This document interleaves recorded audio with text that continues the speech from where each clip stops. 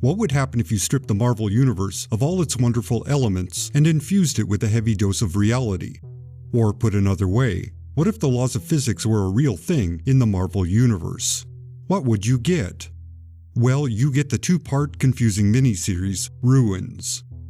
Ruins was written by Warren Ellis and illustrated by Cliff Nielsen and Therese Nielsen. The final pages were illustrated by Chris Muller, who stepped in to finish it off. It was published by Marvel in 1995, and it was quickly forgotten soon thereafter, although it was reprinted in 2009, and then it rightfully fell back into obscurity. Ruins stars Phil Sheldon, the photographer from the well-regarded series Marvels by Kurt Busiek and Alex Ross. Marvels is a love letter to the history of Marvel Comics. That history is literally seen through the lens of someone who saw many pivotal events unfold. It's a street-level view of the dawning of the age of superheroes in the Marvel Universe. It's all the awe and wonder that age produced. It may be overly sentimental at times, but it stands as a pretty solid piece of work from Busiek and Ross. Ruins is the exact opposite of Marvel's. To say there's an actual story might be generous. At best, it's a bunch of related scenes that take place in an alternate Marvel universe. There's no narrative thread at all. That is, one part of Sheldon's investigation doesn't lead to another avenue of exploration. He just hops from place to place as he visits people at random. Even Sheldon's internal monologue is irrelevant.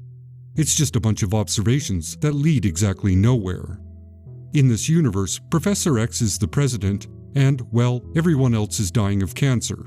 Like, everyone who has powers is cancerous to some degree.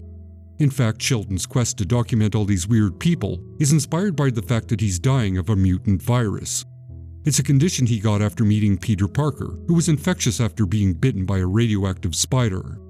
Sheldon wanders the country, meeting with various people and hearing about their horrible circumstances. The artwork by the Nielsens is not bad, to be honest. It is, however, murky and done in darker tones, with a limited palette to highlight the darkness of the material. Color, or saturation, is also limited to give the sense that the bright, colorful gloss of the Marvel Universe has been removed. It's a counterpoint to the vivid painting from the Marvel series. It's the Black Mirror version, one could say. If there's a point to this series, it might be that it reflects Ellis's opinion that superheroes are a cancer to the comic book industry. It's a piece of work that is baffling in its simplicity and lack of nuance. It's really one of the worst things one can read. And it's somewhat the epitome of how bad the grim and gritty trend could be at times, especially when the story was inspired by nothing but spite for the source material. It reeks of distaste for the genre and the characters. Retroactively, it's called a parody, but that may be to explain why the project is filled with hot, edgy takes on a variety of well-known characters. For example, Jean Grey is a $20 prostitute. For no reason, Nick Fury blows her away and then does the same to himself. Rick Jones and Marlo Chandler are morphine junkies. Wilson Fisk is a cruel warden who sadistically tortures various captured X-Men. Donald Blake, the alter ego of Thor, is a drugged-out cult leader. Emma Frost commits atrocities on children. It's just a sideshow of cruelties disguised as a parody. Again, being generous, the underlying principle to the series is, as Sheldon thinks at one point, maybe we're just living in a world of Murphy's Law. Everything that can go wrong will go wrong, without explanation.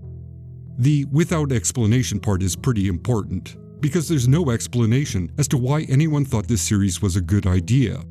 It is, perhaps, some of the laziest, intentionally watered down but edgy writing one will encounter. I would not be shocked if it was a first draft, written over a weekend in an alcoholic haze, and it was submitted to an editor who didn't even glance at the script. Worst of all, it's just dull. But it is interesting as an artifact of a different time. Not a good time, mind you, but a time when Marvel was coming apart and headed towards bankruptcy. Quality control wasn't high on their list of priorities. Pumping out material and raising the stock price was all that mattered. And it's within those flaws that Ruins exists.